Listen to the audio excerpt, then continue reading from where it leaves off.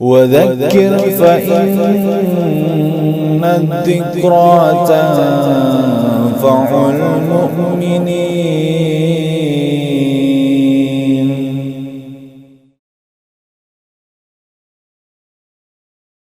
Bismillahirrahmanirrahim. Innal hamdalillah nahmaduhu wa nasta'inuhu wa nastaghfiruh wa na'udzu billahi min syururi anfusina wa sayyiati a'malina may yahdihillah fala mudhillalah wa may yudlil fala hadiyalah. Asyhadu an la ilaha illallah wahdahu la syarikalah wa asyhadu anna Muhammadan abduhu wa rasuluhu. Allahumma salli ala Muhammadin wa ala ali Muhammad kama sallaita ala Ibrahim wa ala ali Ibrahim innaka Hamidum Majid. Allahumma barik ala Muhammadin wa ala ali Muhammad kama barakta ala Ibrahim wa ala ali Ibrahim innaka Hamidum Majid. A'udzu billahi minasyaitonir rajim. Ya ayyuhalladzina amanu taqullaha haqqa tuqatih wa la tamutunna illa wa antum muslimun. Amma ba'd, fa inna asdaqal hadis kitabullah wa khairal hadi hadi Muhammadin sallallahu alaihi wasallam wa syarrul umuri muhdatsatuha fa inna kulla muhdatsatin bid'ah wa kulla bid'atin dhalalah wa kulla dhalatin finnar. Alhamdulillah kita bisa jumpa lagi untuk lanjut kajian kita, pelajaran kita ya, khusus untuk keluarga dan kerabat, yang mudah-mudahan apa-apa yang telah dipelajari dapat memberikan faedah dan juga dapat membimbing kita supaya kita bisa lurus dalam jalan agama kita.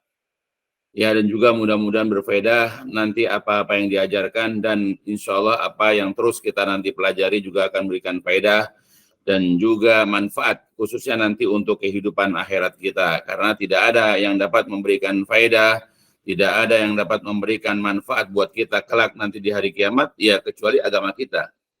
Ya, tanpa agama nanti orang akan sia-sia hidupnya.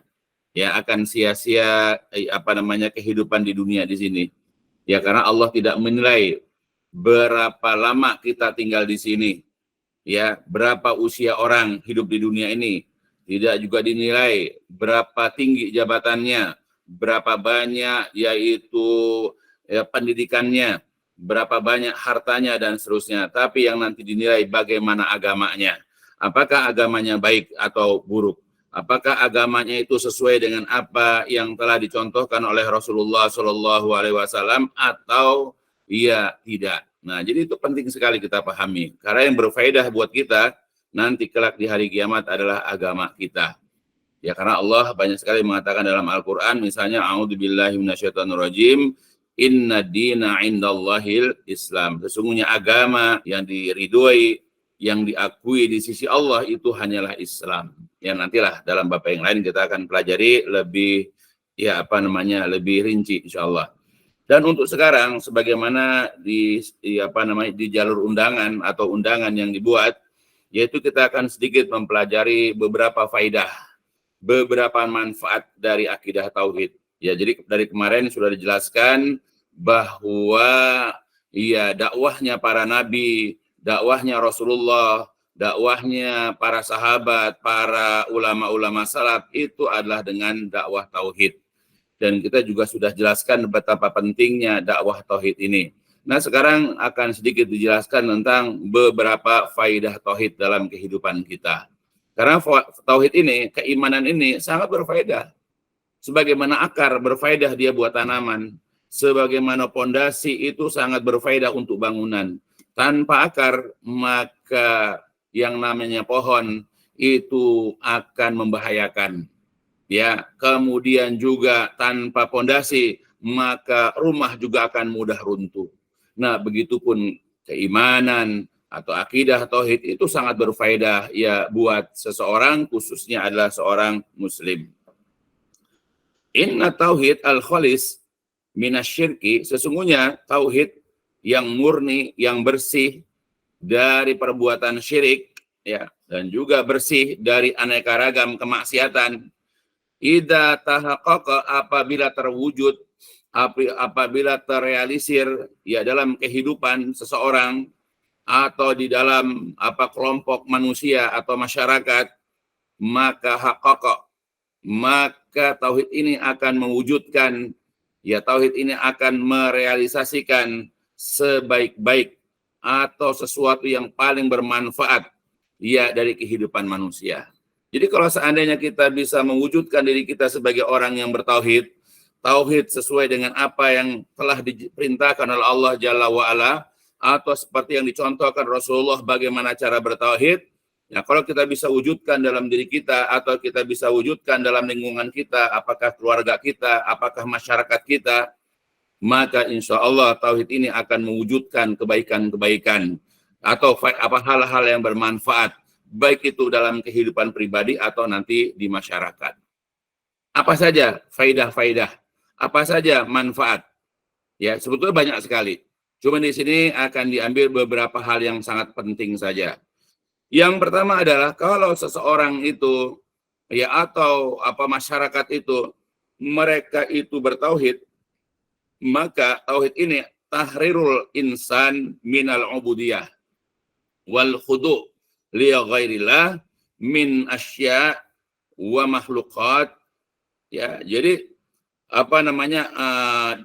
keutamaan atau faidah daripada tauhid adalah dapat membebaskan, dapat melepaskan manusia dari peribadatan, dari penghambaan diri, dan dari al-khudu', dari penghinaan diri kepada selain Allah. Jadi kalau orang itu bertauhid, kalau orang sudah memiliki tauhid, di mana tauhidnya sudah bersih dari kemusyrikan, tauhidnya memang sudah bersih dari aneka ragam kemaksiatan, maka dia tidak akan beribadah, dia tidak akan memperhambakan diri, dia tidak akan menghinakan, tidak akan menundukkan dirinya kepada selain Allah. Ya, makanya kita perhatikan orang-orang yang jauh dari tauhid, mereka akan merendahkan dirinya atau bahkan memperhambakan dirinya kepada benda-benda mati, tidak kepada berhala-berhala, patung-patung. Mereka yang buat, mereka yang ngasih nama, mereka yang menyembah. Ya, bayangkan benda yang mereka ciptakan, mereka buat, bahkan mereka namakan, misalnya benda itu misalnya Lata, Uzza, Manat kalau zaman Nabi. Ya. Nah, mereka yang membuat, mereka yang menamakan, mereka yang meletakkan di satu tempat, kemudian mereka yang menyembah. Nah, itulah bentuk orang kalau tidak bertauhid, mereka menghinakan kepada sesuatu atau bahkan mereka memperhambakan kepada sesuatu yang mereka buat sendiri.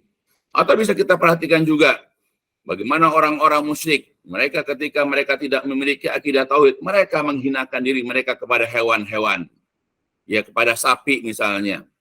Ya, atau kepada misalnya monyet, bahkan kepada tikus. Ya, bagaimana mereka menghinakan diri mereka, mereka menghambakan diri mereka kepada hewan-hewan tersebut. Di mana Allah telah menciptakan hewan-hewan itu adalah untuk dimanfaatkan oleh umat manusia. Kita bisa menggunakan tenaganya misalnya untuk membawa barang misalnya. Ya, atau kita bisa ambil dagingnya untuk dimakan misalnya. Atau kita bisa ambil tulangnya untuk Untuk membuat perabotan-perabotan rumah tangga dan banyak lagi yang lain.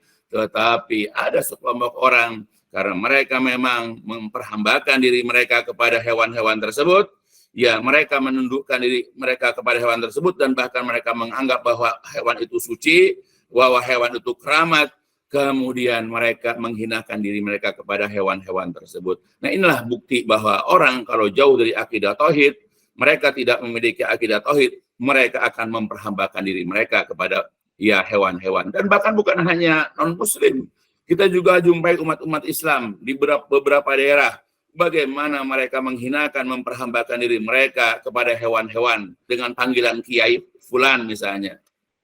Ya, bahkan kalau mati hewan itu mereka kafani, mereka kuburkan, ya layaknya menguburkan menguburkan manusia. Nah itu. Dan banyak lagi contoh-contoh yang lain. Makanya kalau seandainya kita ini sudah bertauhid, kita wujudkan tauhid dalam diri kita juga wujudkan tauhid itu dalam keluarga kita, bahkan kalau kita sudah di masyarakat sudah bertauhid, ya insya Allah kita akan terbebas dari yang namanya ubudiyah. Terbebas dari penghambaan, terbebas dari merendahkan diri, dari penghinaan diri, dan itu kepada selain Allah. Adapun kita ini memperhambakan diri kita, menghinakan diri kita, sehingga kita rukuk, kita sujud, kita mengaku sebagai hamba, ya, kita mengaku sebagai orang yang menyembah itu hanya kepada Allah Jalla wa'ala. Kita mau di waktu-waktu tertentu kita merendahkan diri kita kepada Allah Jalla wa'ala dengan kita melakukan sholat, yaitu kita melakukan apa? Sujud misalnya. Ya, sekarang kita hanya memperhambakan diri kita hanya menghinakan diri kita itu kepada Allah, bukan kepada sesuatu atau seseorang. Ya, karena tidak pantas bagi kita. Kita adalah manusia, memperhambakan diri kepada manusia yang lain. Apalagi kita memperhambakan diri kepada benda-benda yang lebih rendah kedudukan daripada kita. Tidak boleh kita memperhambakan diri kepada sesama makhluk, apalagi kepada buatan kita sendiri. Makanya orang kalau sudah benar-benar bertauhid, dia sudah benar-benar mewujudkan tauhid itu di dalam dirinya, maka dia akan terbebas dari yang namanya peribadatan, yang namanya penghambaan dan khudu, yaitu bentuk penghinaan, perendahan diri dia kepada selain Allah. Di mana selain Allah itu juga diciptakan, tidak dapat menciptakan, atau bahkan diciptakan dibuat oleh makhluk itu sendiri. Di mana sembahan-sembahan itu tidak memiliki apapun, ya, tidak dapat mendatangkan mudorot, tidak juga dapat mendatangkan manfaat, tidak juga dapat mematikan, tidak juga dapat menghidupkan, dan tidak pula dapat membangkitkan orang yang mati. Ingat, selain Allah, tidak ada yang dapat menciptakan, tidak ada yang dapat mematikan, dan tidak ada yang dapat membangkitkan manusia dari dalam kubur. Nah itu. Maka tauhid itu dapat membebaskan manusia dari segala macam peribadatan. Ingat ya, jadi kalau kita bertauhid, ya, atau kita dikatakan sudah bertauhid, kita ini terbebas dari penghambaan kepada manusia, penghambaan diri kepada hewan, penghambaan diri kepada siapa? Kepada benda-benda mati, penghambaan kepada harta, penghambaan kepada apapun dan siapapun selain daripada Allah. Bukti kita sudah bertauhid. Tapi kalau kita ngaku bertauhid, tapi kita masih memperhambakan diri kepada sesuatu atau kepada seseorang, berarti tauhid kita ya belum ada atau minimal belum sempurna. Kecuali peribadatan, penghambaan diri itu adalah li rabbihi, kepada Robnya yang telah menciptakannya lalu menyempurnakan kejadiannya. Jadi penghambaan diri kita hanya kepada Allah, di mana Allah lah yang menciptakan kita, di mana Allah telah menyempurnakan penciptaan kita sehingga kita menjadi manusia yang sempurna, yang memiliki yaitu kemuliaan.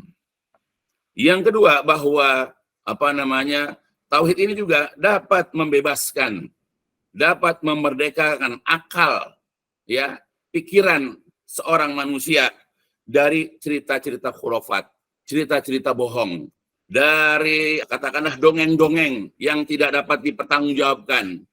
Jadi kalau kita ini sudah bertauhid, kita ketika misalnya ada cerita bahwa ada seseorang mengaku wali berjalan di atas air misalnya, atau terbang di angkasa misalnya, atau mengetahui isi hati orang yang datang misalnya, maka akal kita dibebaskan, kita tidak boleh percaya kepada yang begituan. Apalagi ceritanya misalnya ada seseorang itu bisa berada di beberapa tempat dalam waktu yang bersamaan. Ya, kita dengar cerita bahwa Kiai Fulan dia berada di sana atau di tempat A, di tempat B, di tempat C dalam waktu yang bersamaan untuk berdakwah. Nah, akal kita pasti akan menolak, akan mengingkari, karena ini adalah khurafat. Dan ini tidak ada ya di zaman Rasulullah. Rasulullah tidak pernah seperti itu. Apalagi kalau seandainya kita misalnya mendengarkan khurafat-khurafat. Misalnya ada orang setiap Jumat sholat di Masjid Nabawi, atau setiap Jumat sholat di Masjidil Haram misalnya, maka akal kita akan menafikan, akal kita akan menolak, karena kita terbebas, karena akidah kita mencegah yang begituan. Mana mungkin ada orang bisa setiap Jumat sholat di sana, padahal untuk ke sana harus dengan pesawat. Kalau ke sana harus bawa visa, bawa paspor, apalagi jadwal sholat Jumat beda antara Indonesia dengan Mekah dan Madinah, beda 4 jam. Jadi kalau sekarang misalnya jam 12 kita sholat Jumat misalnya, di sana baru jam 8. Nah, ketika di sana sholat Jumat, kita sudah jam 4. Jadi secara akal saja sudah tidak masuk akal. Apalagi ini adalah khurafat yang dibuat-buat untuk menimbulkan kekaguman dari orang-orang awam. Nah, jadi cerita kita ini, cerita-cerita orang yang disampaikan kepada kita, dongeng-dongeng mereka, Ya, kalau kita ini punya akal atau kita ini punya iman, maka kita akan menolak yaitu cerita-cerita atau dongeng-dongeng tersebut. Karena jelas bertentangan dengan akidah, bertentangan dengan akal. Begitupun hurufat-hurufat, cerita-cerita yang yang terjadi di masyarakat misalnya. Kalau misalnya ada orang meninggal misalnya, kemudian kukunya berubah menjadi kunang-kunang, maka kunang-kunang kalau menurut cerita orang-orang tua dahulu berasal dari kukunya orang yang mati misalnya.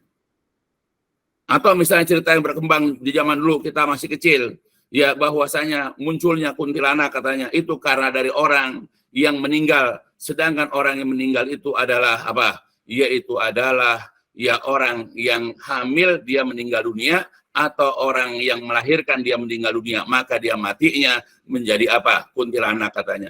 Ini adalah khurafat yang tidak boleh kita percayai. Ya, ketika ada satu tempat kecelakaan atau ada orang dibunuh, kemudian ruhnya gentayangan balas dendam. Ya, ini juga adalah merupakan khurafat. Karena bagi kita, akidah kita mengajarkan bahwa orang kalau sudah meninggal, dia berada di alam barzah. Dia sedang mendapatkan nikmat atau azab di dalam kubur. Dan dia tidak akan mungkin bisa kembali ke dunia, ya untuk apa? Ya untuk kemudian gentayangan, ya jalan ke sana ke jalan kemari dengan tujuan-tujuan tertentu. Maka cerita-cerita begini disebut dengan khurafat. Makanya kalau kita sudah bertauhid, akal kita akan terbebas dari khurafat-khurafat. Ya. Tapi betapa banyak di antara kaum muslimin ya yang percaya dengan khurafat-khurafat. Ya, kenapa masalahnya? Karena akidah tauhid belum masuk ke dalam diri mereka. Kemudian juga seseorang kalau sudah bertauhid itu akan terbebas hatinya dari ketundukan, kehinaan dia kepada apa dan siapapun. Ya, dia tidak akan tunduk. Dia tidak akan menghinakan diri. Dia tidak akan merendahkan diri.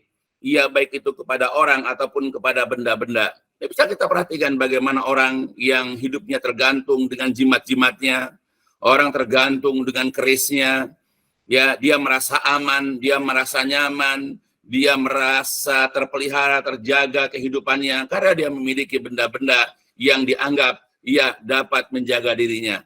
Nah, seorang yang bertauhid tidak akan meyakini seperti itu. Dia tidak tergantung, ya, dia tidak akan tergantung kepada benda-benda tersebut dan dia tidak akan merendahkan, menghinakan diri dia kepada benda-benda tersebut. Nah, itu. Nah, ciri orang-orang bertauhid adalah orang yang membebaskan dirinya dari hal-hal yang dapat menjadikan dia jatuh kepada kemusyrikan. Karena dia menggantungkan dirinya hanya kepada Allah Jalla wa'ala. Dia yakin Allah akan memeliharanya. Dia yakin Allah akan menjaganya. Dia yakin Allah akan melindungi dirinya. Maka setiap pagi, setiap sore, dia melakukan yaitu doa pagi dan sore. Dia melakukan wirid-wirid untuk minta kepada Allah agar Allah senantiasa menjaga dan melindunginya. Begitupun bahwa orang yang bertauhid itu akan terbebas kehidupannya dari kekuasaan orang-orang yang seperti atau laksana Fir'aun atau dari tokoh-tokoh ya atau dari dukun-dukun ya atau dari peramal-peramal atau orang-orang yang mengilahkan dirinya ya terhadap hamba-hamba Allah. Dia mempertuhankan, dia menganggap Tuhan dirinya. Ya, maka orang-orang bertauhid tidak akan dia merendahkan, menundukkan dirinya, menghinakan dirinya kepada orang-orang yang punya kekuasaan, orang-orang yang mempunyai kekuatan, orang-orang yang menganggap dirinya adalah orang-orang yang dirinya sebagai Tuhan. Nah itu, dia tidak tunduk kepada orang-orang seperti itu. Nah oleh karena itulah, ketika seseorang itu bertauhid, dia melepaskan diri semuanya itu dari hal-hal tersebut, dia hanya menyerahkan, merendahkan, menghinakan, memperhambakan, mengibadahi hanya kepada Allah saja, maka sebab itulah pemuka-pemuka kaum musyrikin, kemudian tokoh-tokoh orang-orang jahiliyah, ya, mereka itu berdiri untuk menentang yaitu dakwahnya para nabi. Ya, dulu ya ketika nabi-nabi berdakwah orang supaya menyembah Allah saja, meninggalkan penyembahan-penyembahan kepada berhala, ya maka tokoh-tokoh kemusyrikan, tokoh-tokoh jahiliyah, mereka menentang dakwahnya para nabi dan juga dakwah Nabi kita Muhammad SAW secara khusus. Karena mereka ya kenapa menentang? Kenapa mereka itu melawan dakwahnya para nabi atau nabi kita Muhammad SAW? karena mereka memahami makna kalimat la ilaha illallah. Jadi kenapa Abu Jahal, Abu Lahab di zaman Nabi dan orang-orang yang seperti mereka menentang dakwahnya Rasulullah, bahkan sampai mereka mengusir Rasulullah, bahkan mereka hampir membunuh Rasulullah. Karena apa? Karena mereka mengerti, karena mereka tahu tentang kalimat la ilaha illallah. Ya, bahwa ketika orang sudah mengucapkan, ketika seseorang sudah mengikrarkan kalimat syahadat la ilaha illallah, maka dia secara otomatis memerdekakan dirinya dari penghambaan kepada ilah-ilah, kepada sembahan-sembahan selain Allah, dan dia menetapkan penghambaan itu hanya kepada Allah Subhanahu wa Ta'ala. Nah, itu. Makanya orang-orang kafir, ya, orang-orang musyrik, mereka menentang dakwahnya para nabi dan juga nabi kita Muhammad Shallallahu Alaihi Wasallam. Ya, karena mereka tahu kalau mereka mengucapkan la ilallah atau kawan mereka, kerabat mereka mengucapkan kalimat la ilallah, karena mereka paham apa itu maksud dari kalimat la ilallah, bahwa orang kalau sudah mengucapkan itu tidak boleh lagi menyembah, tidak boleh lagi mengibadahi berhala-berhala mereka. Makanya mereka sangat menentang dakwahnya Rasulullah Shallallahu Alaihi Wasallam. Beda dengan orang sekarang. Orang-orang sekarang kita mengucapkan kalimat la ilallah dalam keadaan mereka tidak paham, tidak mengerti maksud dari kalimat la ilaha illallah. Yang mereka ucapkan, tapi tetap aja datang ke dukun misalnya. Mereka ucapkan kalimat la ilallah, masih aja mereka datang ke kuburan para wali, masih saja pakai jimat-jimat, masih percaya dengan angka-angka sial, ya, dan lain-lain. Ya, kenapa? Karena kebanyakan kita ketika mengucapkan la ilaha illallah, ya, dalam kondisi tidak memahami maksud dari kalimat tersebut. Orang dulu kenapa tidak mengucapkan kalimat la ilaha illallah? Karena mereka tahu dampaknya, efeknya kalau mengucapkan kalimat la ilaha illallah, mereka tidak boleh lagi, yaitu menyembah berhala-berhala mereka. Mereka tidak boleh lagi percaya, ya, dengan dukun-dukun yang ada di antara mereka. Nah, makanya mereka tidak mau mengucapkan karena paham. Dan kalau andai kata ada yang mengucapkan dan menjadi pengikut Nabi Muhammad, mereka perangi, mereka musuhi. Nah, itulah mereka. Jadi ini faidah pertama dari mengucapkan kalimat Allah. Faidah pertama kita dari mengucapkan kalimat tauhid, atau faidah pertama dari kita bertauhid. Nah, kita akan terbebas dari peribadatan. Kita akan terbebas dari penghambaan. Kita akan terbebas dari merendahkan diri.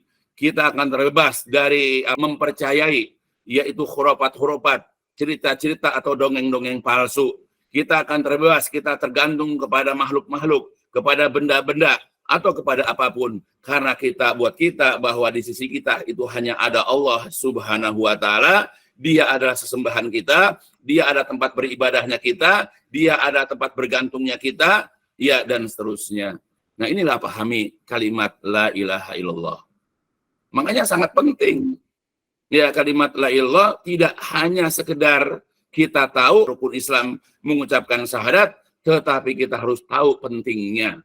Kita harus tahu apa faidah-faidahnya.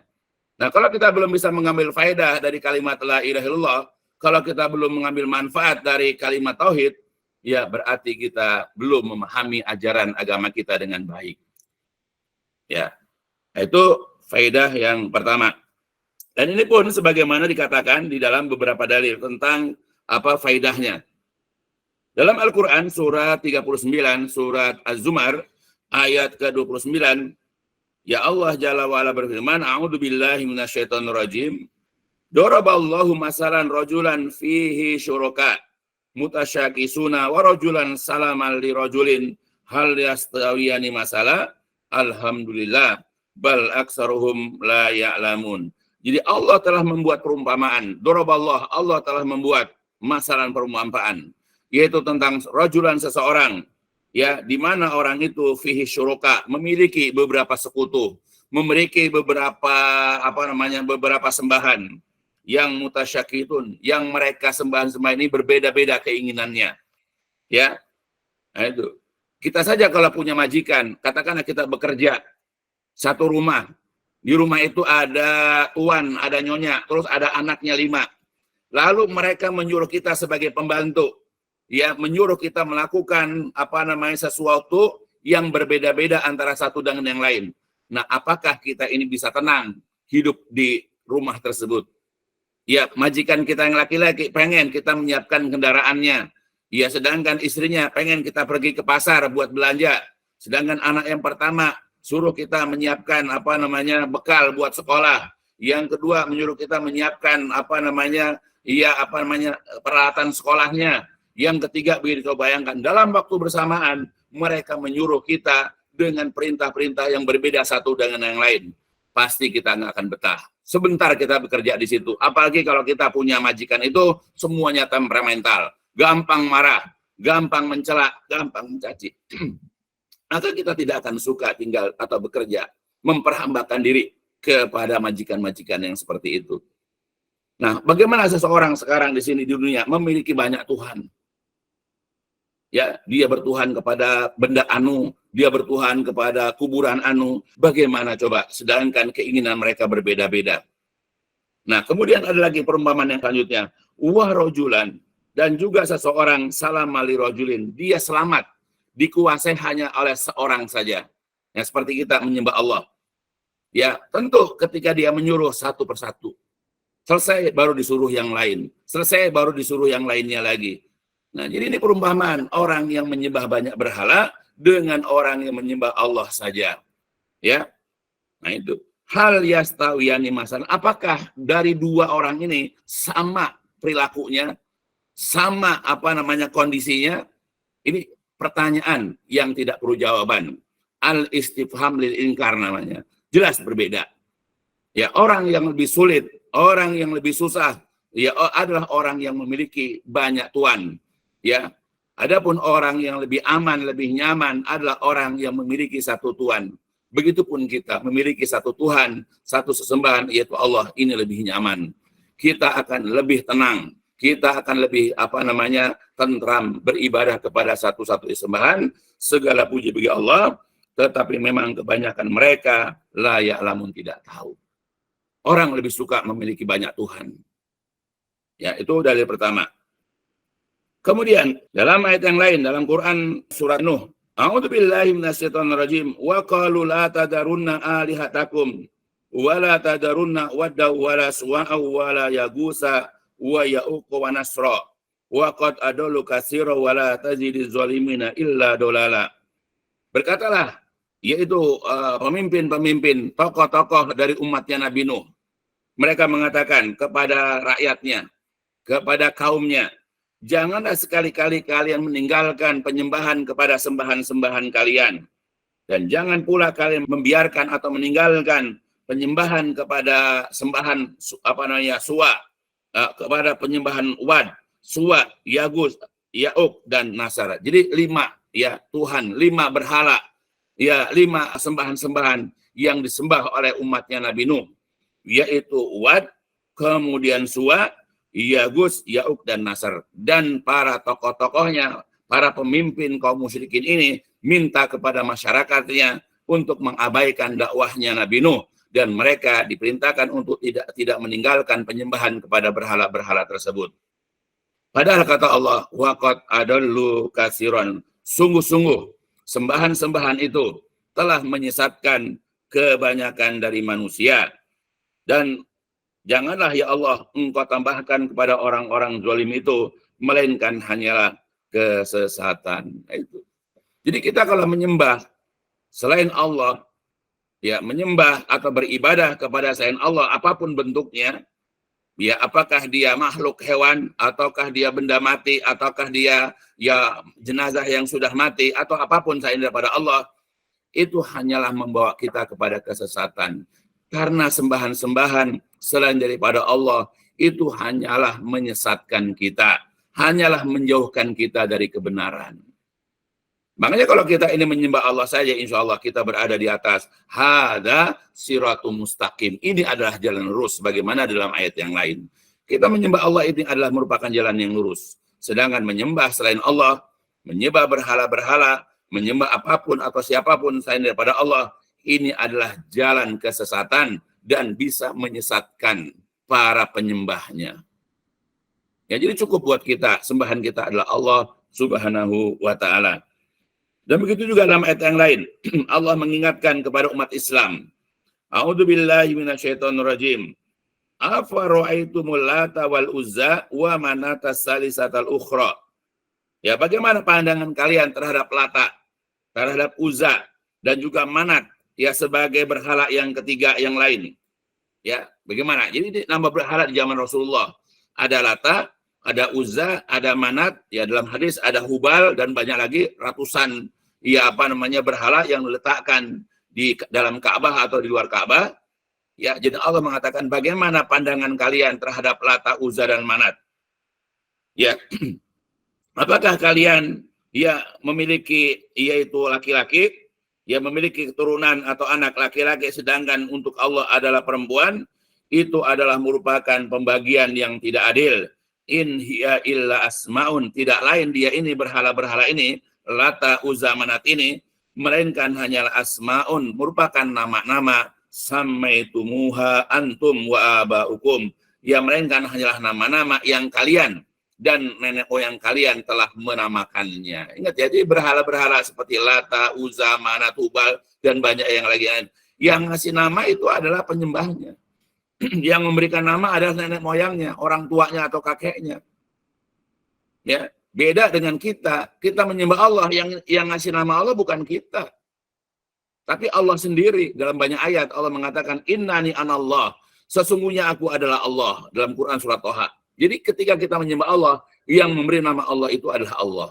Sedangkan kita menyembah Lata, Uzza, Manat, atau kalau zaman Nabi Nuh, ya ada Wat, ada Suwa, ada Yagus, ada Ya'uq, ya ada Nasar, atau ada zaman Nabi yang lain ada Baal, ya dan yang lain-lainnya, termasuk di zaman sekarang orang banyak menyembah sesuatu atau seseorang, yang memberikan nama itu adalah para penyembahnya atau orang tua nenek moyang para penyembahnya, aliyadzubillah.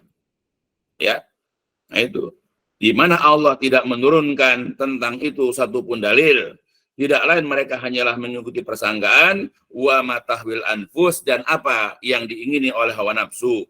Padahal laqad ja'ahumul mir rabbihim huda. Padahal sungguh-sungguh telah datang kepada mereka petunjuk dari Rabb mereka, al-ayah dan seterusnya ayat. Nah itulah.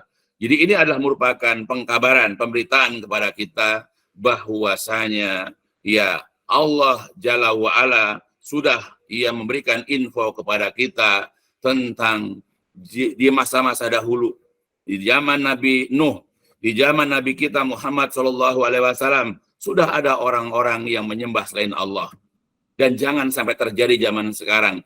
Kalau toh sudah terjadi, ada sekarang orang menyembah berhala-berhala, atau orang menyembah kuburan-kuburan, atau menyembah ini segala macam selain Allah, ya maka kita tidak perlu mendatanginya. Tidak perlu kita ini untuk menziarahinya.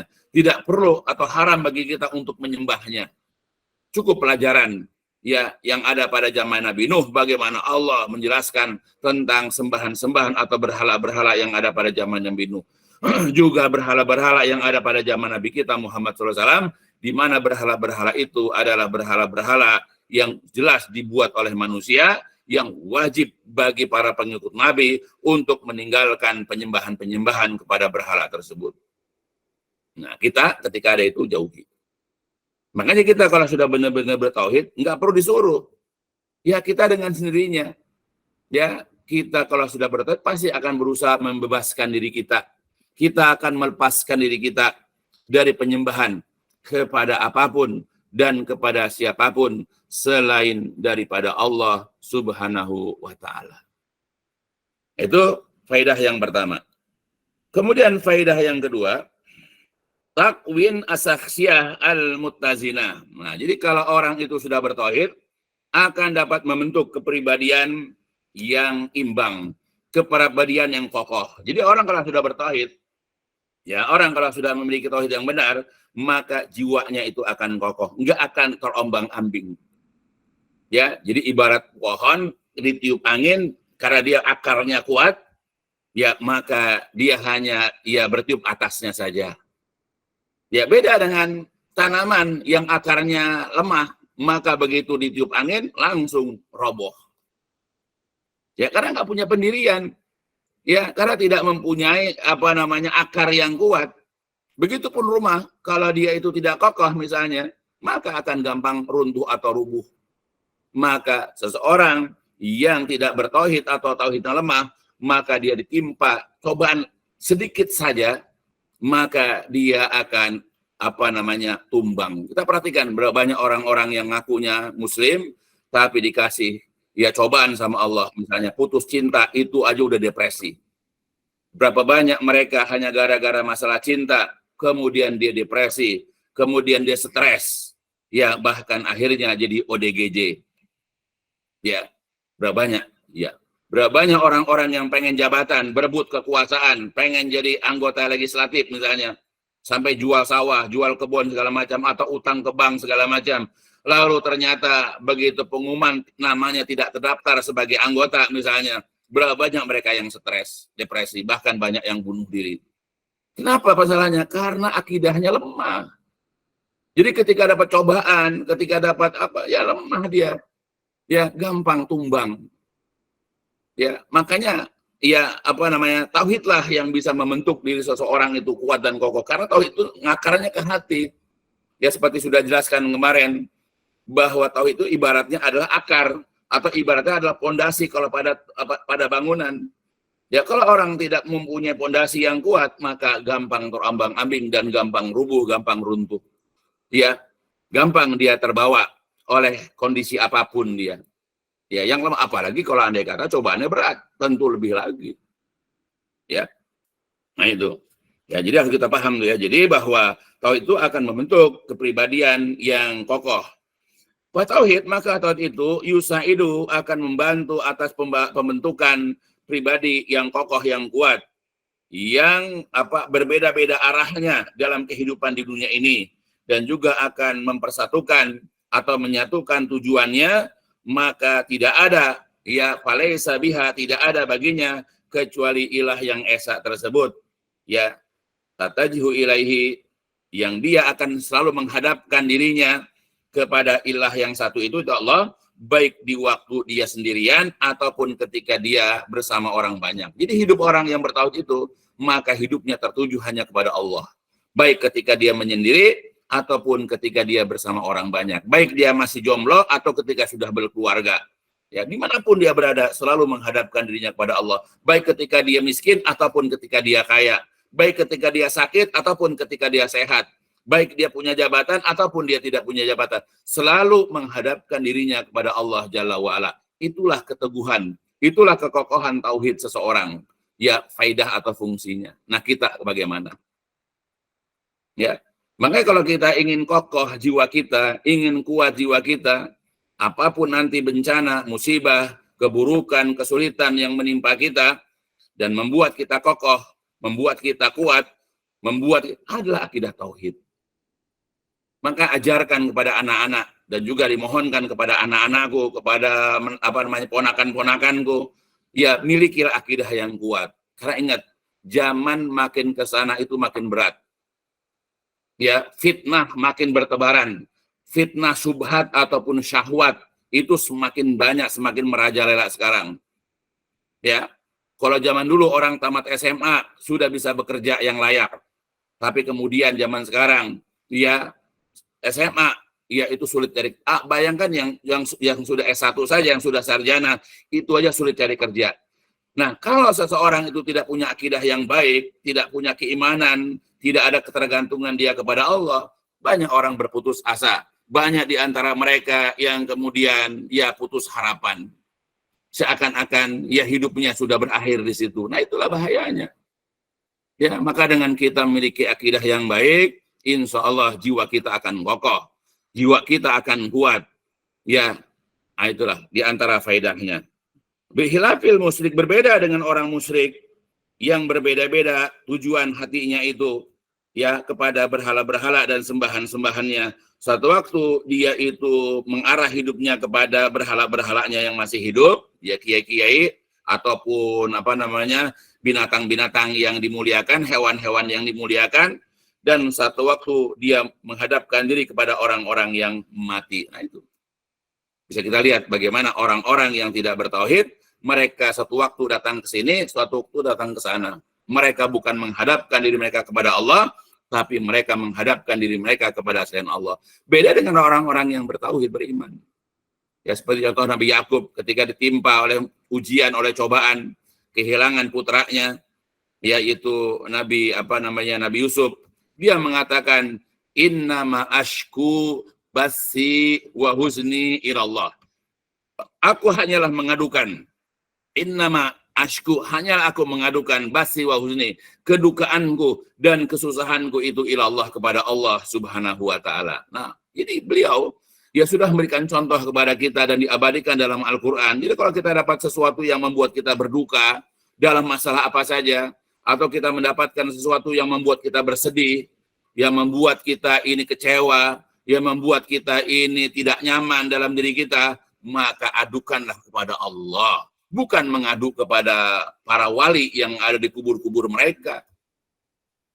Langsung datang kepada Allah dengan kita menunaikan ibadah, yaitu sholat, tahajud misalnya, lalu mengadulah di situ. Menangislah di hadapan Allah.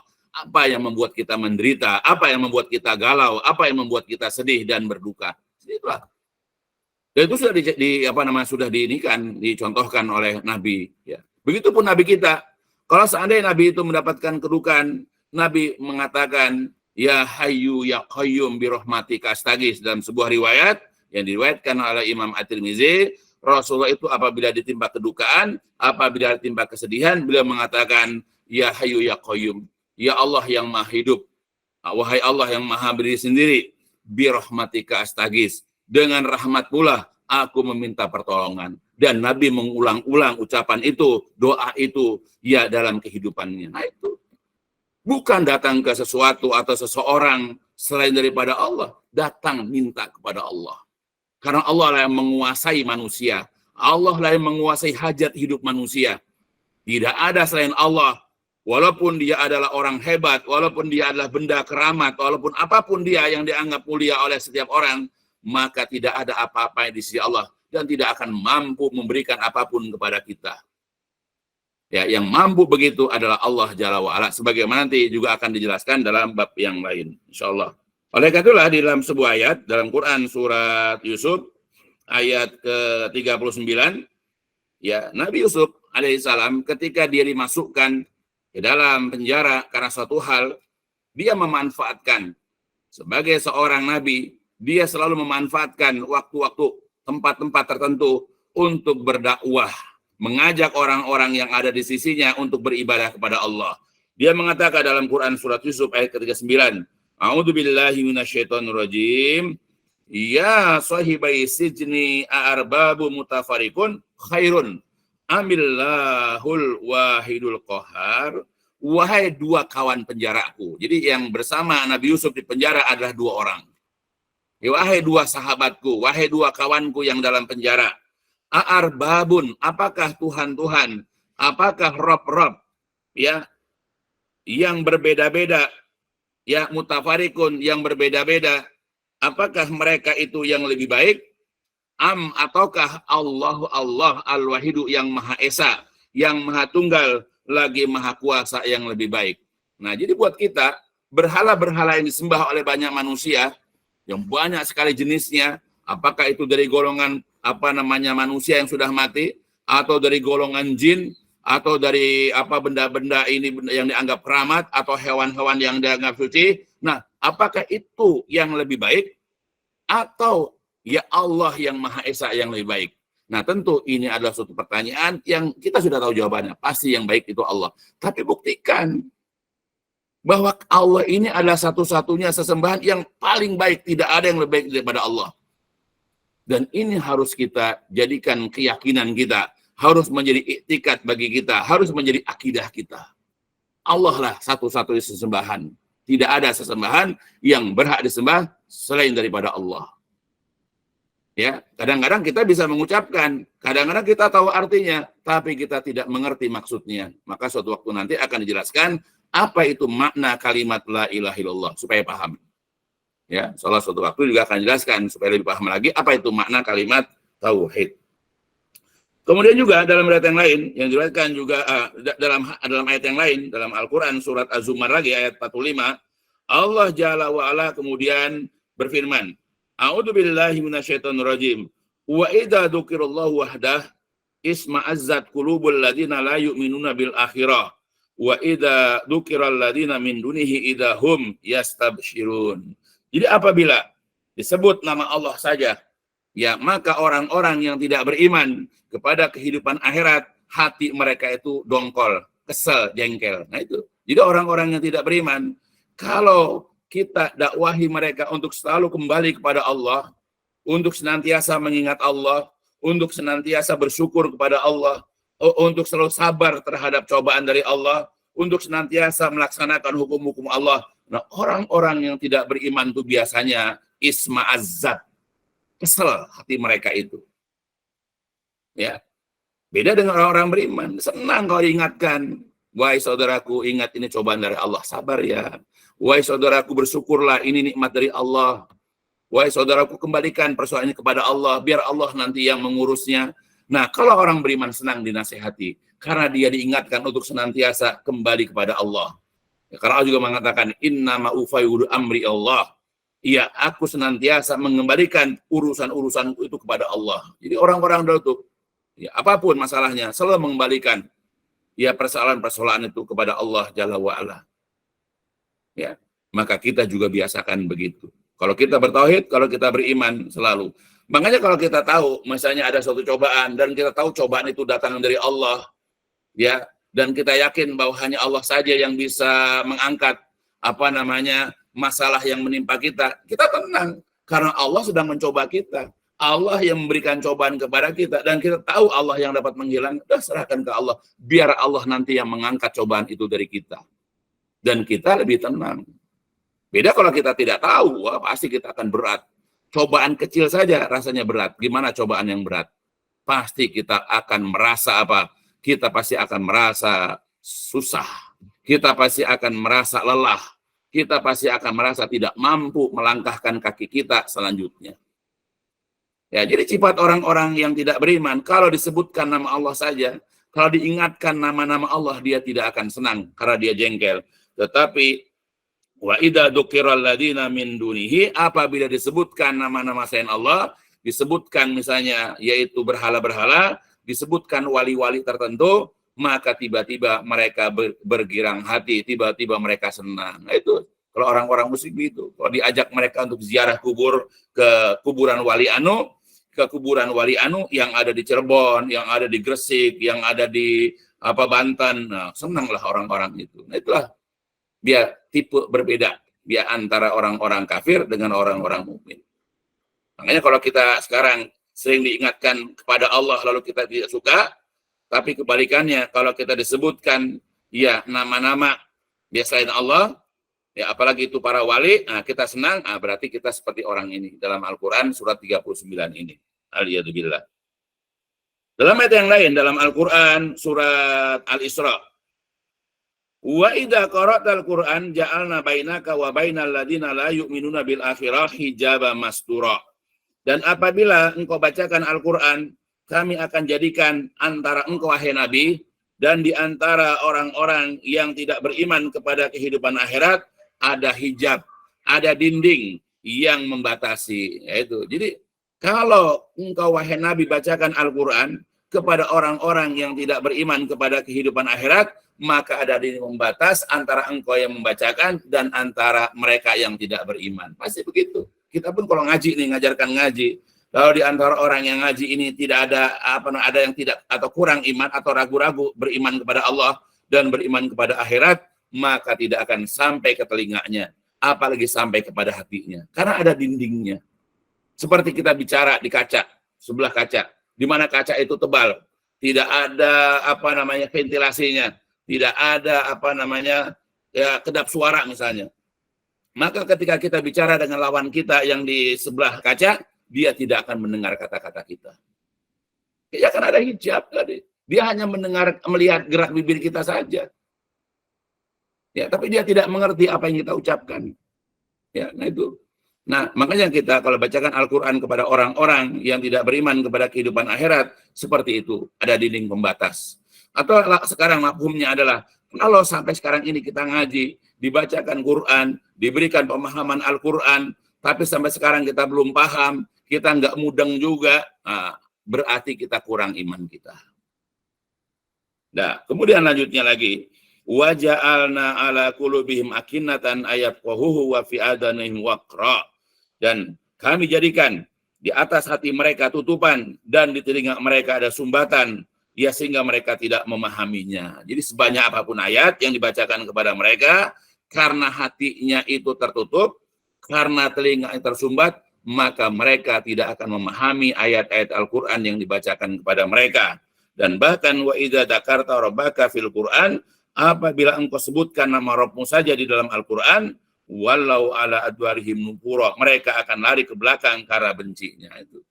Jadi kalau kita tegur, kita nasihati, kita ingatkan mereka untuk kembali kepada Allah, untuk senantiasa beribadah kepada Allah dan meninggalkan peribadatan kepada selain Allah, biasanya mereka akan berpaling. Nggak mau lagi datang, nggak mau lagi hadir dalam kajian-kajian. Ya karena rasa tidak suka. Ya kita aja lah misalnya, kalau seandainya datang ke satu tempat, ya ke satu kegiatan misalnya, lalu di tempat itu ternyata mereka sedang membicarakan sesuatu yang kita tidak suka, pasti kita nggak akan mau hadir lagi ke tempat itu. Ini orang kerjaan ngomongin orang mulu, apalagi yang diomongin adalah saudara saya. Mereka nggak tahu apa. Yang diomongin itu adalah adik saya, atau kakak saya, atau ipar saya. Ya, pasti kita tidak suka kepada satu kelompok yang mereka itu membicarakan sesuatu yang kita tidak sukai. Sama seperti orang-orang kafir, karena mereka tidak suka dengan Quran, mereka tidak suka dengan Allah, maka ketika dibacakan Al-Quran mereka berpaling pasti. Nggak akan suka mereka. Nah itulah ya. Makanya kita sekali ulang, tauhid, kalau kita miliki tauhid, ya kalau kita kita masukkan ke dalam diri kita, di antara faedahnya adalah kita akan menjadi seseorang atau mempunyai pribadi, mempunyai jiwa yang kokoh.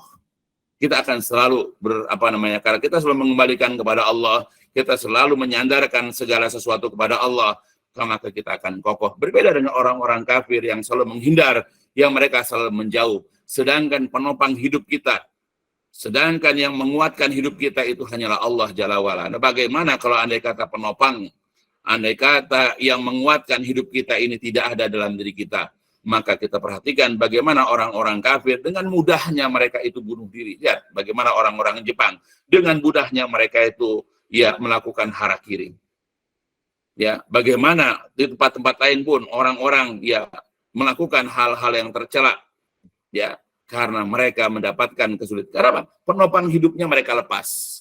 Nah, kita seorang muslim yang baik, seorang muslim yang bertauhid, kalau benar-benar Allah ada dalam diri kita, kalau kita benar-benar bertauhid, selalu menyandarkan hidup kita kepada Allah, insya Allah cobaan seberat apapun akan mengokohkan kita. Kita tidak akan pernah putus asa, tidak akan pernah kecewa, kita tidak akan pernah bersedih dengan hal-hal yang tidak kita sukai ketika datang kepada kita.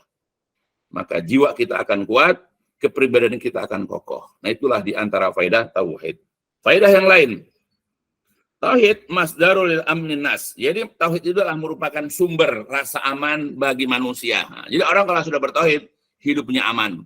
Ya, tidak diliputi rasa takut, tidak ada kegelisahan.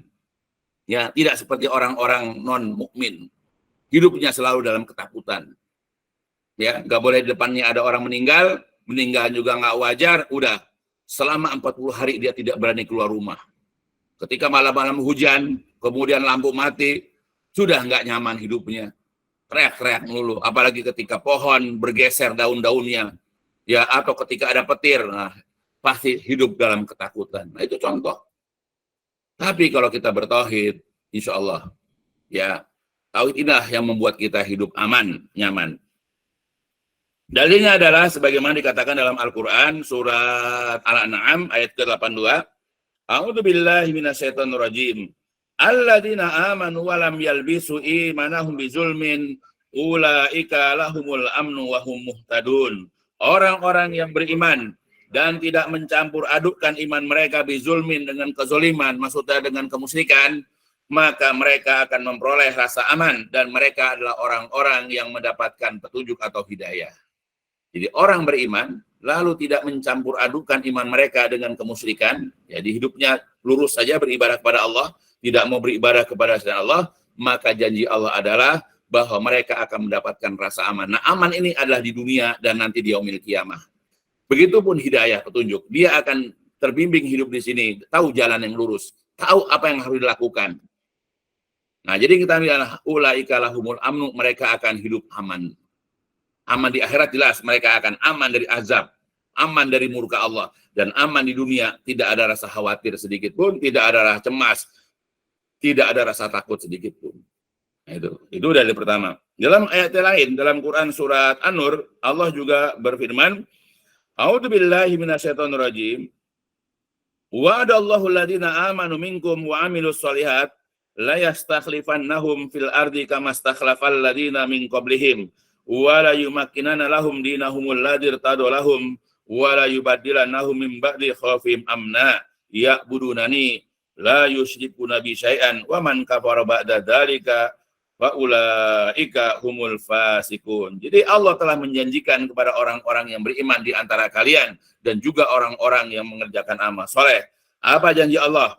Yang pertama adalah benar-benar Allah akan menjadikan mereka sebagai khalifah, sebagai pemimpin di muka bumi, sebagaimana orang-orang sebelum kalian pun, sebelum mereka pun diberikan kepemimpinan. Pertama, Allah akan menjadikan orang-orang beriman dan beramal soleh, yaitu khalifah, memberikan kepemimpinan. Yang kedua, wala yumakkinana lahum dinahumul ladzi tadawahum, Allah akan meneguhkan agama mereka yang Allah telah ridhoi bagi mereka. Yang kedua, Allah akan meneguhkan agama. Orang-orang kafir akan takut, orang-orang kafir akan cemas, ya, dengan keberadaan Islam. Ya, makanya Islam ditakuti. Enggak seperti sekarang, ya, karena iman kita kurang, amal soleh kita kurang, orang-orang kafir menganggap remeh ajaran Islam. Dengan mudahnya mereka memfitnah, ya, kaum muslimin dan ajaran Islam. Nah, ini yang ketiga yang kita ambil. Wala yubadilannahum min ba'di khaufihim amna. Allah akan menggantikan kepada mereka sesudah rasa takut mereka menjadi rasa aman. Nah, itu yang ketiga yang kita ambil. Janji Allah untuk orang yang beriman, janji Allah untuk orang yang mengerjakan amal soleh adalah Allah akan memberikan rasa aman kepada mereka sesudah mereka takut. Ya. Nah, jadi sekarang pertanyaannya, kita sudah hidup aman enggak di dunia ini? Ya, tidak ada rasa takut. Kita secara dunia kita tidak ada rasa takut menghadapi masa depan kita karena rezeki sudah ditanggung. Tinggal kita berdoa, bekerja, berusaha saja. Ya, kita sudah ada rasa aman belum dari ancaman orang-orang kafir misalnya? Ya, apakah kita sudah ada rasa aman belum? Ya, dengan gangguan-gangguan makhluk halus jin-jin yang ada sekitar kita. Ya, ketika kita misalnya ada rezeki, kita hendak beli rumah, sedang rumah itu sudah tidak ditempati selama 15 tahun, yang orang suka cerita tempat itu sudah dihuni oleh jin ini segala macam, ya. Nah, ada nggak rasa takut kita ketika membeli rumah itu karena dijual dengan harga yang murah? Nah, kalau kita masih memiliki rasa takut, berarti tauhid kita masih kurang. Ya, tapi kalau kita langsung beli dengan harga murah, lalu kita bersihkan rumah, kita perbaiki, kita tempati, dengan kita kemudian pakai kajian-kajian, kita bacakan Al-Quran, kita biasakan berdoa dan seterusnya, maka insya Allah jin-jin tidak akan mengganggu kita. Nah, itu.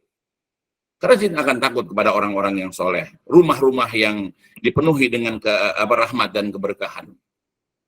Ya, nah itu. Jadi orang yang beriman pasti dia akan hilang rasa takutnya.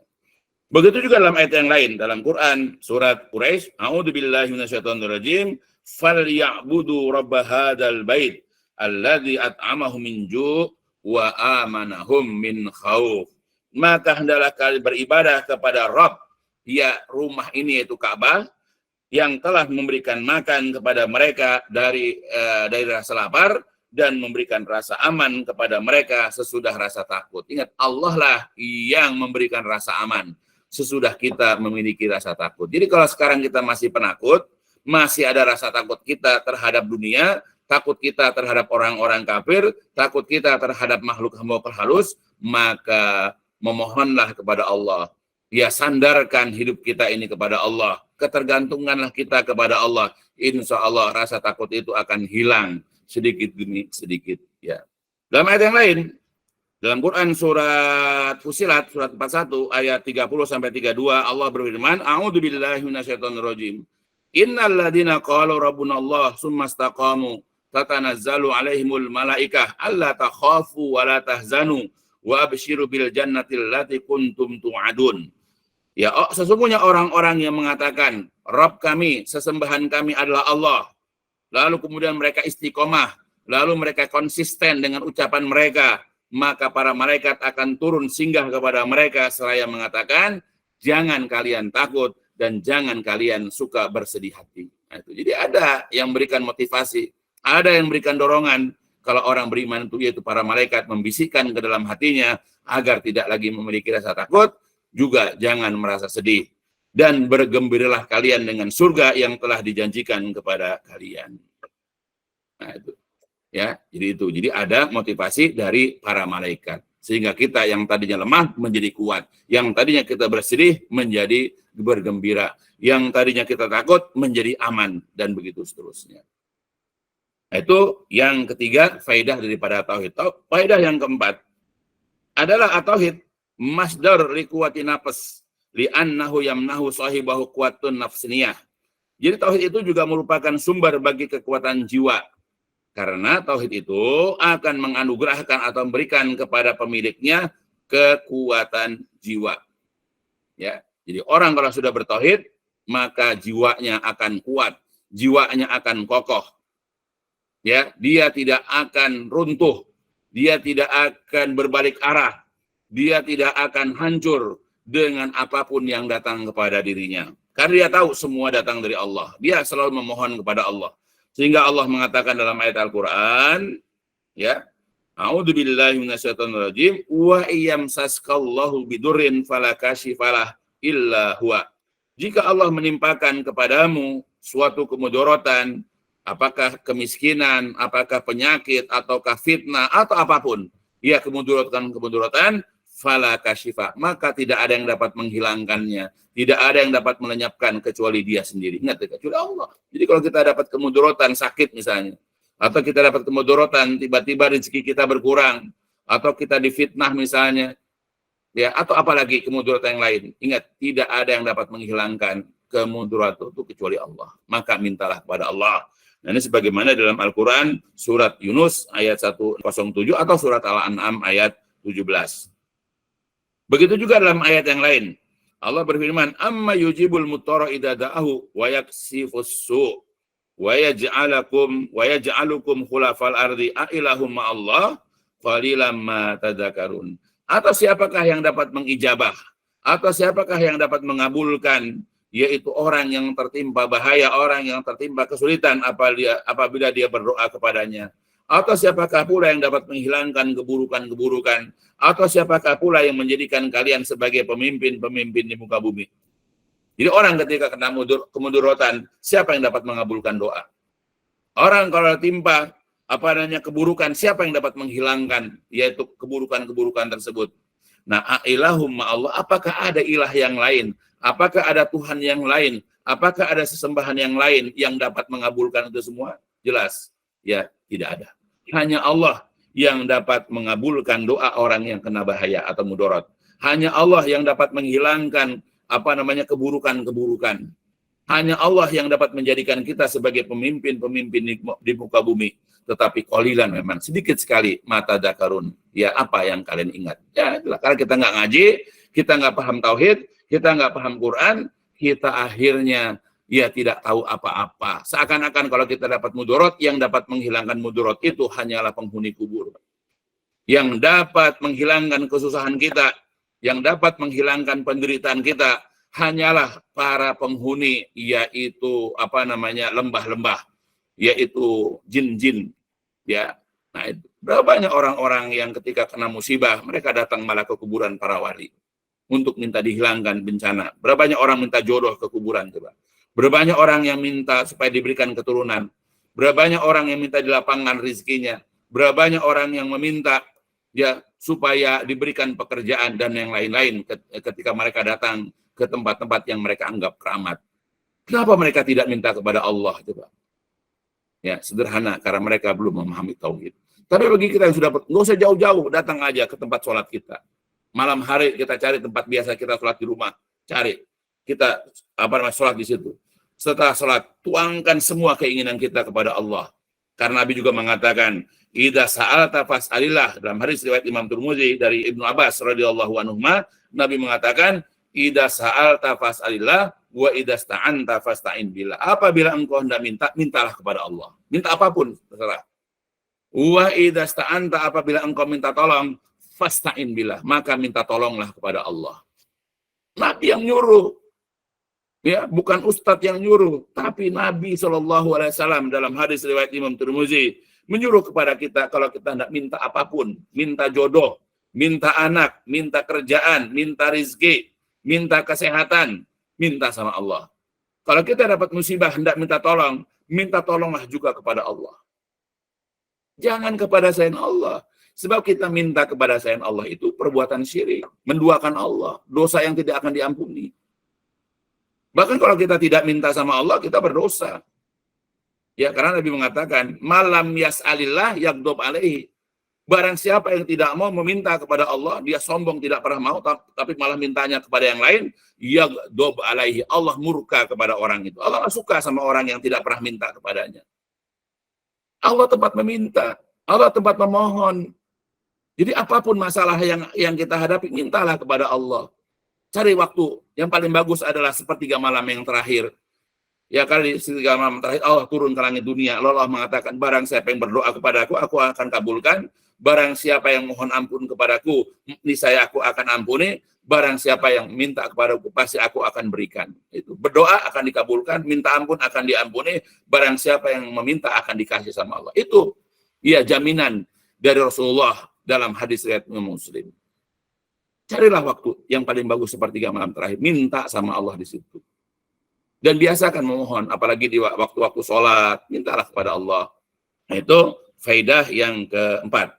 Adapun faidah yang kelima, yaitu tauhid itu adalah merupakan tauhid asasul ikha wal musawah. Li'annahu la yasmahu li'atba'ihi ayyatahida ba'duhum ba'dun arbaban min dunillah. Ya, jadi tauhid itu merupakan dasar, merupakan pondasi persaudaraan. Tauhid juga adalah merupakan dasar persamaan. Karena tauhid itu tidak akan memberikan, ya tidak mengizinkan kepada para pengikut tauhid untuk menjadikan sebahagian mereka menjadi sesembahan, menjadi Tuhan bagi sebahagian yang lain. Karena uluhiyah, peribadatan itu hanya kepada Allah, sedangkan kita sebagai manusia adalah beribadah kepada Allah. Ya, jadi ingat, kalau kita ini bertauhid, insya Allah kita akan bersaudara.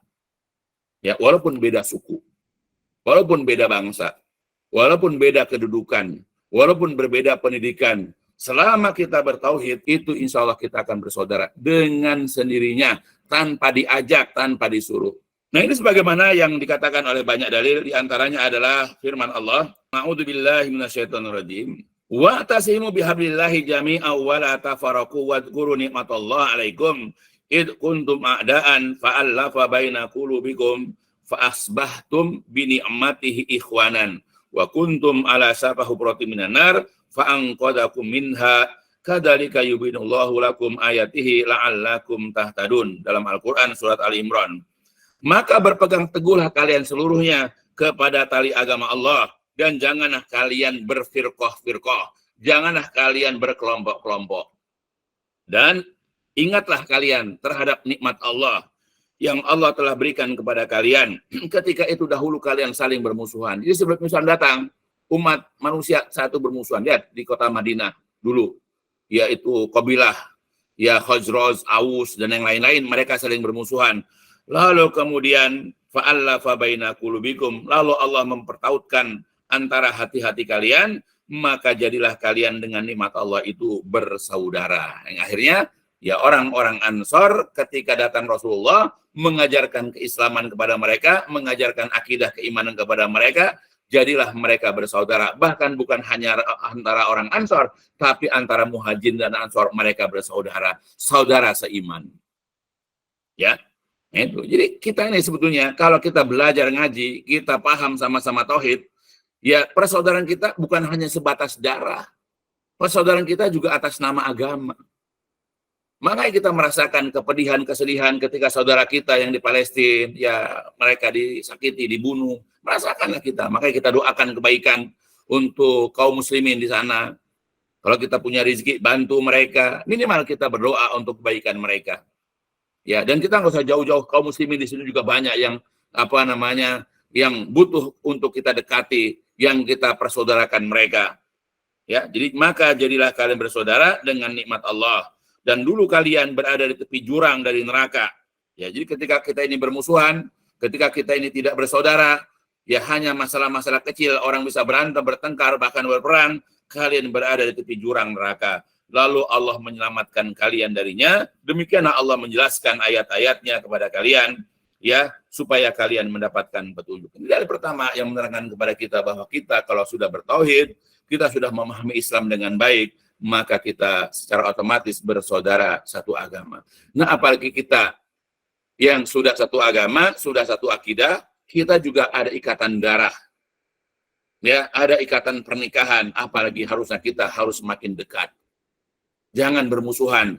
Apalagi ikatan itu bukan hanya ikatan satu orang tua, yaitu ipar, antara ipar dengan ipar misalnya, antara ipar ya dengan dengan saudara yang lain misalnya, ya antara kakak dengan adik. Dijaga persaudaraan, jangan hanya gara-gara ini kemudian bertengkar antara kakak dengan adik.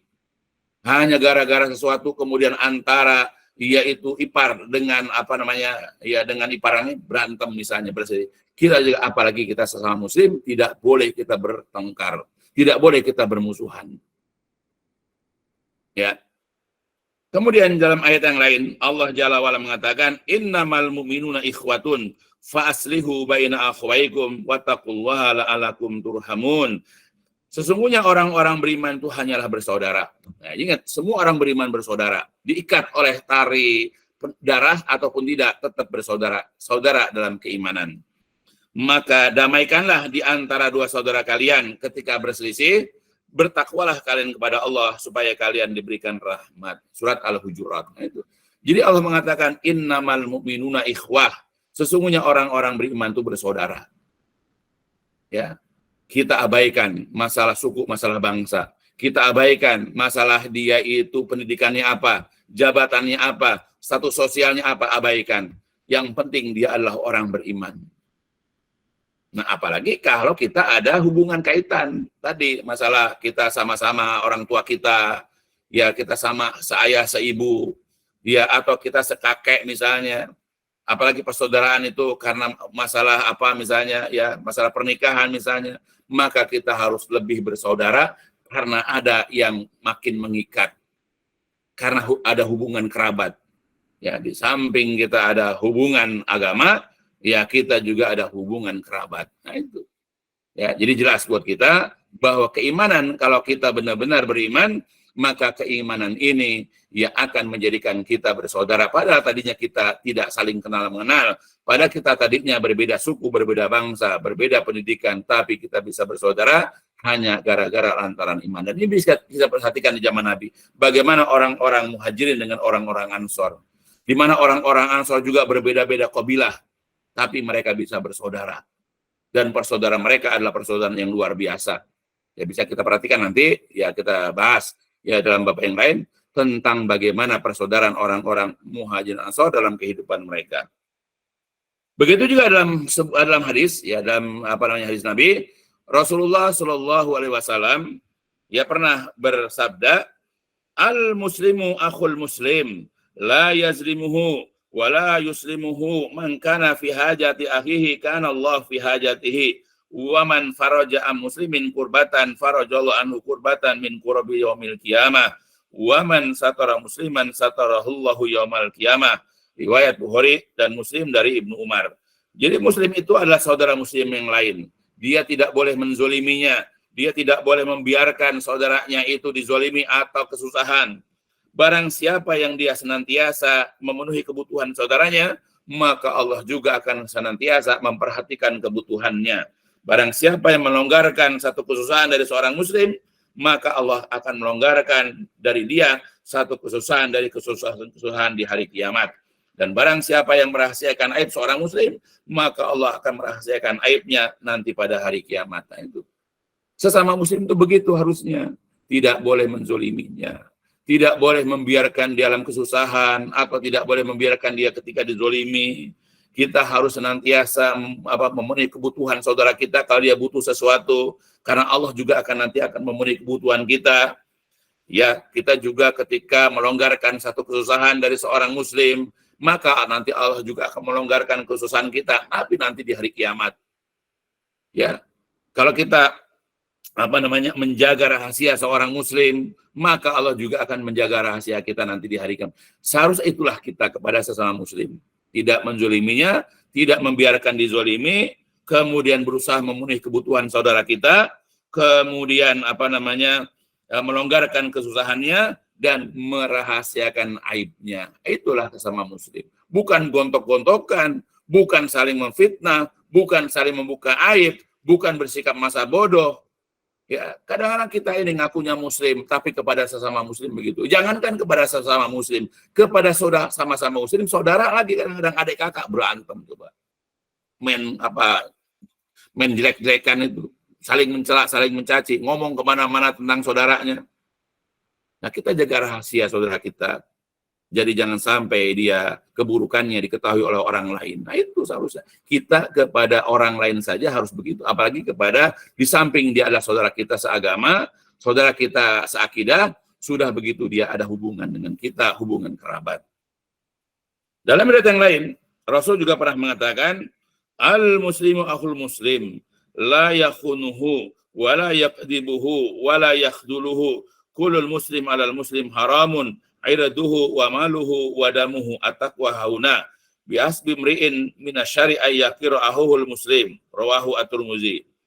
Jadi muslim itu adalah saudaranya orang muslim. Dia tidak boleh mengkhianati orang muslim. Dia tidak boleh mendustakan orang muslim. Dia tidak boleh meremehkan, menghina orang muslim. Setiap orang muslim adalah haram bagi muslim yang lain. Apa yang diharamkan? Yaitu kehormatan kemuliaannya. Tidak boleh kita maki-maki, tidak boleh kita gibah, tidak boleh kita fitnah. Dan juga haram hartanya, tidak boleh kita tipu, tidak boleh kita rampas, tidak boleh kita curi. Wala dan juga damuhu, dan juga darahnya. Tidak boleh kita tumpahkan, tidak boleh kita teteskan, dan bahkan tidak boleh kita bunuh. Ketakwaan itu ada di sini, ya di hati maksudnya. Nah, cukuplah seseorang melakukan perbuatan buruk jikalau dia yahkiru ahu muslim. Jikalau dia itu yahkiru, ya, seandainya dia itu meremehkan, seandainya dia menganggap sepele saudara muslimnya. Nah, itu. Jadi orang dikatakan berbuat buruk jikalau dia meremehkan, menganggap hina saudara muslim yang lain. Nah, itu. Begitulah kita kepada. Jadi agama sudah melindungi ya satu muslim dari muslim yang lain. Karena kita bersaudara. Ya, makanya dia mengatakan di dalam hadis yang lain, ya, masalul mu'minin fi tawaddihim wa tarahumihim wa ta'atufihim mislul jasad. Idza ishtaka minhu udwun tada'a lahu sa'irul jasad bisahri wal huma, rawahul Bukhari wa Muslim, dari Nu'man bin Bashir. Jadi perumpamaan orang-orang mukmin dalam kasih sayang, dalam cinta kasih, ya, dalam kasih sayangnya seperti jasad, seperti tubuh. Apabila satu anggota tubuh itu merasakan sakit, maka seluruh anggota-anggota tubuh juga akan merasakan sakitnya. Dari sebab apa? Bisahri, dengan sebab karena dia begadang. Dan karena sebab apa? Huma, yaitu demam. Ya, jadi ibarat orang muslim dengan orang muslim dalam masalah cinta kasih, kasih sayang, itu seperti tubuh. Coba bayangkan tubuh. Ya, kalau seandainya satu bagian sakit, luka, lalu kemudian bernanah, maka mulailah kita susah tidur, begadang akhirnya. Jadi bukan hanya yang sakit saja yang merasakan sakit, tapi mata nggak bisa terpejam. Ya, mulut juga aduh-aduh, kepala juga pusing. Ya, bayangkan satu bagian tubuh yang sakit, yang lain merasakannya. Ya, dan kemudian al-huma, bahkan bisa jadi seluruh anggota tubuh jadi demam karena merasakan sakitnya. Nah, kita ketika saudara kita sakit, apakah kita merasakan sakit juga sebagaimana tubuh tadi? Ya, malah kadang-kadang kita yang membuat saudara kita sakit. Ya, kita yang mencaci, kita yang mencela. Ya, kita yang melakukan keburukan-keburukan, kita yang ya segala macam. Bahkan berapa banyak kakak dengan adik seperti itu, coba melukai hatinya, bahkan anak kepada orang tua, bayangkan. Ya, satu ipar dengan ipar yang lain. Ya, dan begitu seterusnya. Kita kadang-kadang sekerabat saja masih suka saling melukai, masih saling menyakiti. Bayangkan. Kalau kepada orang lain saja kita tidak boleh karena kita bersaudara, bagaimana kepada kerabat yang satu agama, yang satu akidah? Lebih tidak boleh lagi. Maka dijaga. Ya, karena kita ini ibarat adalah satu tubuh. Begitu juga al-mu'min, ya, lil mu'min kal bunyan yasuduhu ba'duhu ba'd. Ya. Jadi orang mukmin satu dengan orang mukmin yang lain itu seperti bangunan. Di mana yang bangunan itu yasuduhu ba'duhu ba'don. Sebahagiannya akan menguatkan sebahagian yang lain. Ya. Rumah dikatakan rumah kalau ada atapnya, kalau ada dindingnya, kalau ada jendelanya, ada pintunya, ada lantainya, ada pondasinya, saling menguatkan.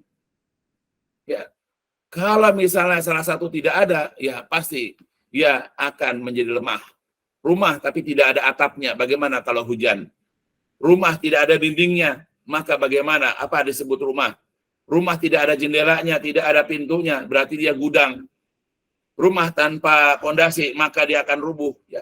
Kita ini sesama muslim harus saling kuat menguatkan, bukan saling melemahkan. Itu dikatakan oleh Rasulullah dalam hadis riwayat Imam Bukhari, ya, diriwayatkan dari Abu Musa al-Asy'ari. Nah, itu kita sesama muslim itu begitu. Ya, makanya tadi larangan-larangan sudah jelas ya.